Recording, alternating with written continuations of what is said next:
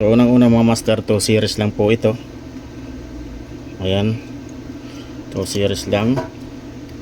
Tapos ito at saka ito. Ayan.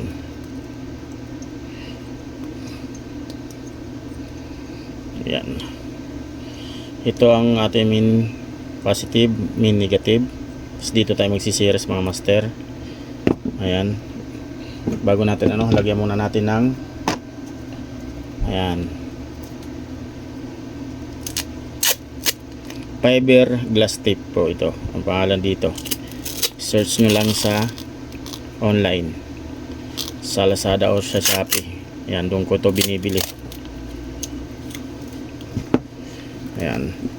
Ang purpose nito, yan natin nilalagyan para maging safe yung ating battery. At dito natin to ipapatong, ayan, gamit ang adhesive tape. Ito yung ating adhesive tape mga master. Ayan, dito natin lalagay. Ayan, sakto lang dapat para hindi masayang.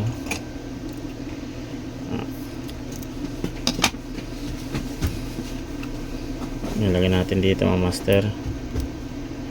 Ayan.